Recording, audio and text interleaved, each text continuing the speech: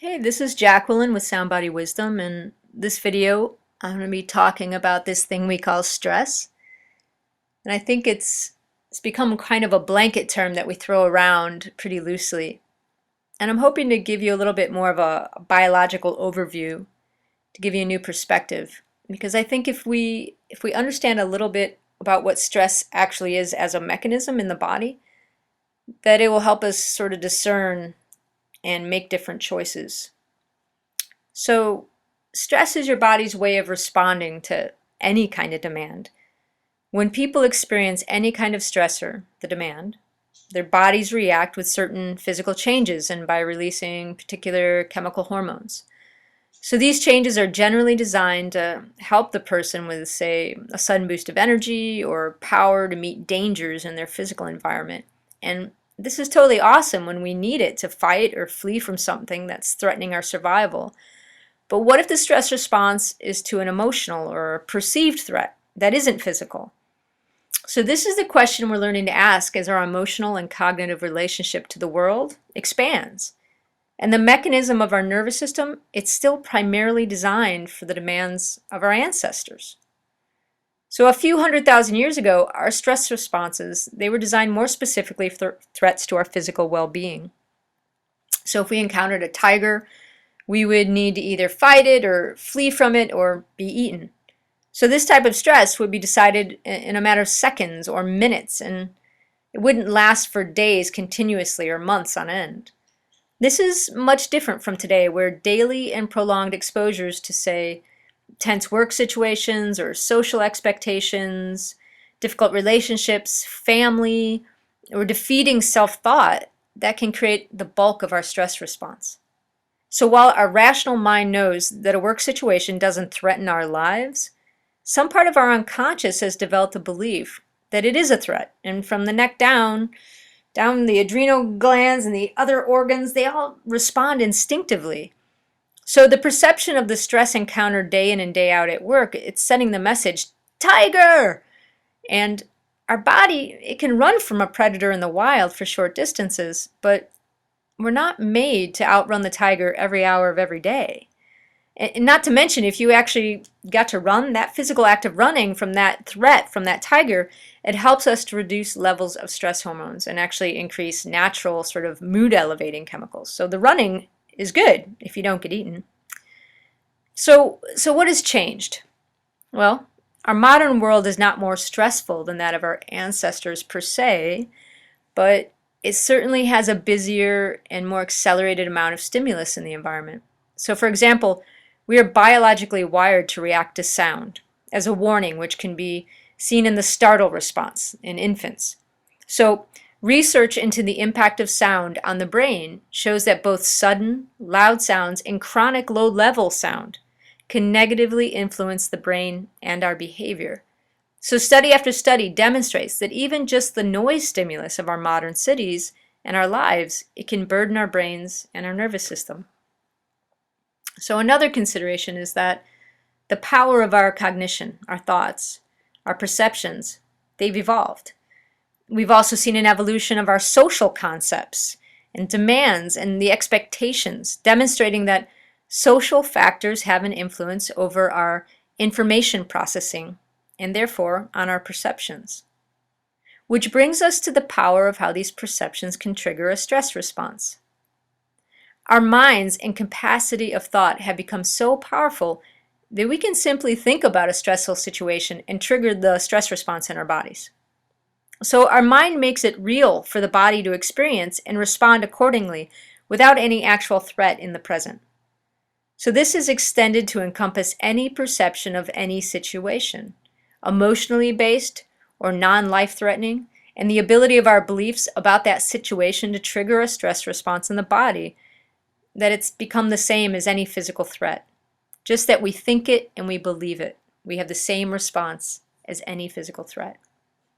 So stress has become such a common blanket term in our everyday language that I think we underestimate the impact it has on our health and how we function.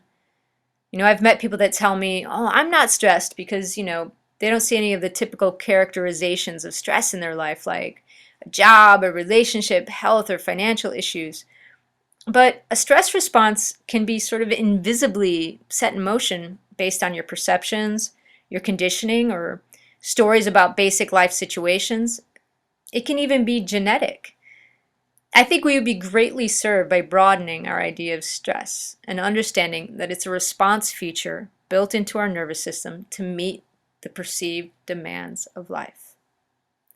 So all of this gives you an idea about the function of our stress response and that it really does serve a purpose. And contrary to popular belief, it's not all negative. So ultimately, it's a mechanism that was designed to help us in any number of physical situations to meet certain demands. And these demands can be to outrun a predator or to compete in a sports competition. I mean, ultimately, whether the stimulus is a physical threat, a perceived threat, or a choice to skydive out of an airplane, the key factor here is really about the duration and the frequency of it. This is important because we have gathered enough research to know that prolonged stress can do harm to us. So, why should you care? And how does it touch you personally?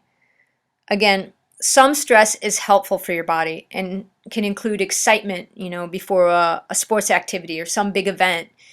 And these biological changes can enhance your performance, sharpen your mind, and after a short period of time, a healthy and flexible nervous system, it returns basically to homeostasis.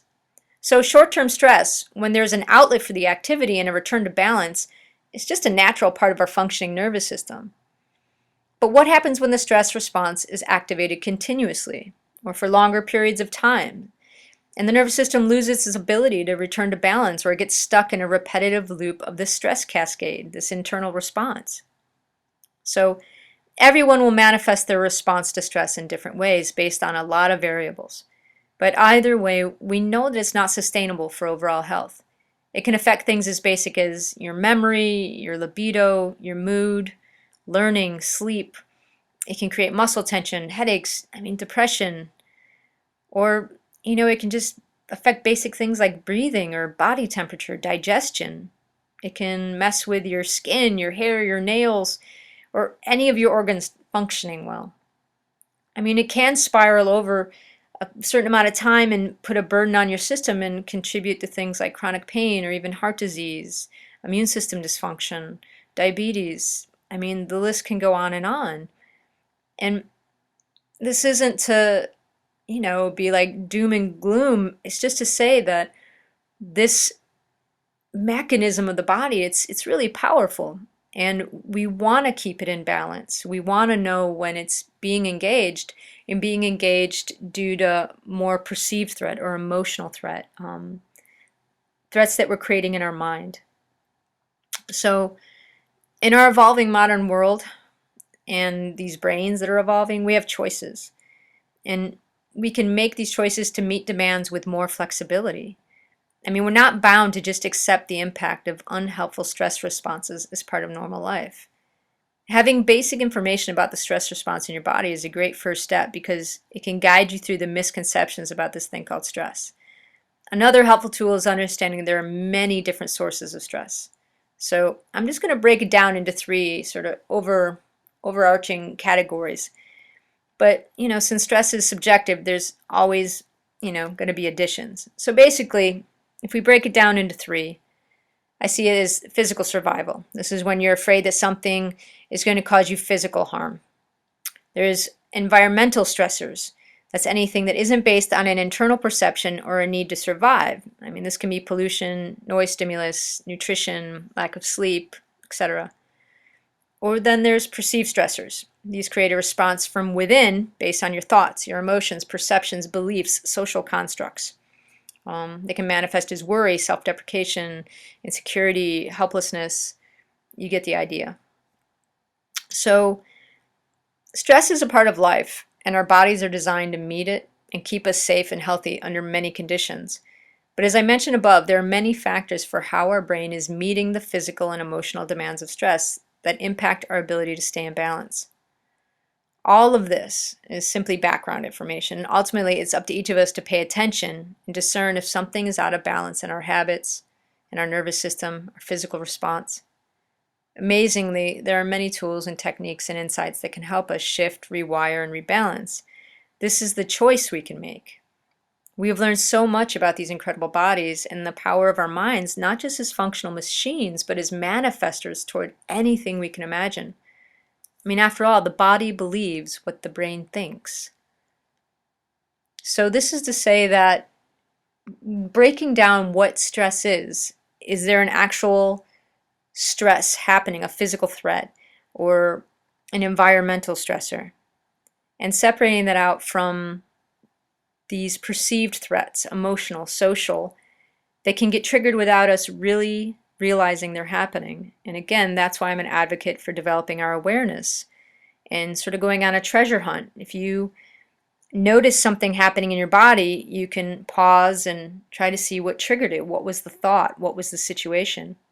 Or if you notice a thought or a situation, and then you can see a corresponding reaction in your body or any kind of subtle change, something that doesn't feel good, like it's almost like a contraction in your body. So this is how awareness can help us make different choices. And in the meantime, there are definitely short little exercises we can do to sort of deactivate the sympathetic nervous system and activate the parasympathetic.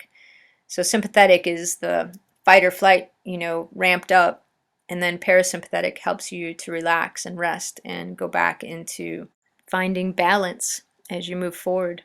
Because this really is about having a flexible and balanced nervous system. So in the next video, I'm gonna offer just a simple exercise in moments when you do feel stressed, and I can talk you through it. So in the meantime, send me any kinds of questions or comments, and I look forward to talking to you. Thanks so much for stopping by.